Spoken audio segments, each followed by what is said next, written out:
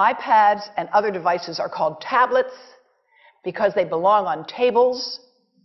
They are tested 20 centimeters away from that big guy that I showed you before. 20 centimeters away. They are not approved to be held in the laps of little children, although millions of kids are having them now in schools because the people involved in educational technology and those involved in public health research are not talking to one another.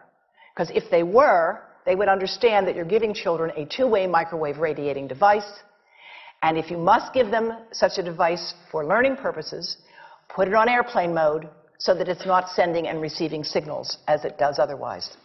Now, this is some new modeling, again, that we've developed with colleagues in Brazil, and we can share with you how we've done it.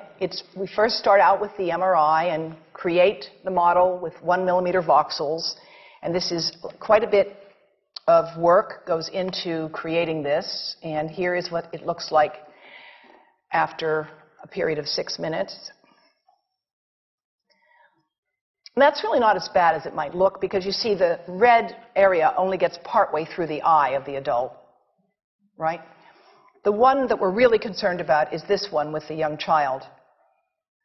And this is a 3-year-old brain that we modeled. And you see that by the end of that 6-minute call, the peak radiation, yellow and red, is getting all the way into almost both eyes. And again, this is one call, and it's not going to kill anybody. It may not cause any biological effect whatsoever for 1 call or 2 calls or 3 calls. But the question is, what's the cumulative impact of this kind of exposure? How do we evaluate it? And I want to show you an example of some of the work that we are doing now that I'm releasing here for the first time. And this is a modeled microwave radiation dose of a 6-year-old with greater levels to the frontal and temporal lobes, eyes and cheek. And watch this here. Now, yellow, white, and red are the hottest, all right? And if you look carefully, you will see it's going into the eye, the nose. Do it again, just so you'll get to see it. And partly into the brainstem. Now, that's just showing you that there's going to be some exposure into that area of a young head. It doesn't tell you that there's any biological effect, right? Now, the next slide is going to show you something that might be of interest to students and faculty here.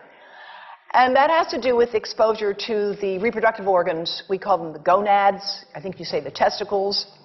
And bone marrow. And look here at the radiation as it gets into the groin area. And that's just from having a mobile phone modeled into the pocket. And this, again, is based on a normalized SAR with I think we had a dipole antenna. Now, the breast. The breast is mostly fat, contains a lot of fluid. Things that contain fat and fluid cook faster in the microwave oven. Now, a cell phone can't cook anything, all right? Mobile phones do not pop popcorn. That was a fraud. They don't make any heat that we know of, otherwise they wouldn't be permitted. But they do go through things that contain fat and fluid.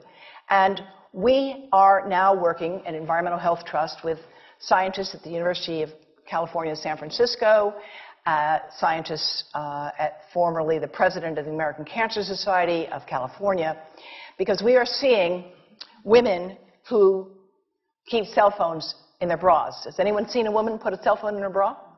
Hands up, please. Please tell them you've heard now why they shouldn't do that. And here I want to show you our first case report from 2009, and we now have many more. This was a Chinese-American woman who used her cell phone 4 hours a day in her bra for 10 years while she was driving. Now, and you drive with a phone on your body. The phone is smart. It's going to go from one tower to another, and it's going to say, here I am, where are you, here I am. And it's going to be going to max power each time it moves from one cell tower to another. And there it was right next to her chest.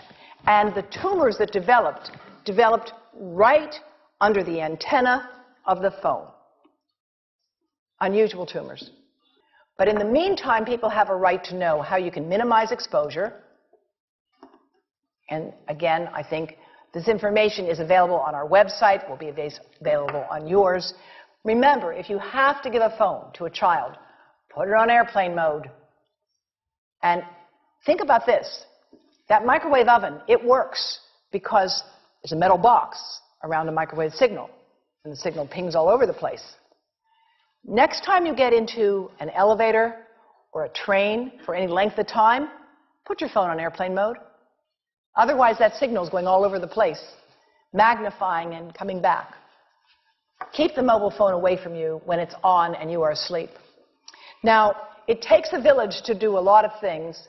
These are some of the people whose materials I've used today with their permission, and I can't read this list to you, but I want you to know that I feel really honored to be working with some of the most talented people in the world on this issue.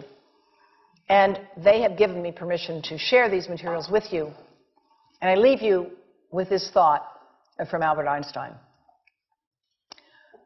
The world is not dangerous because of those who do harm, but because of those who look at it without doing anything. So, thank you.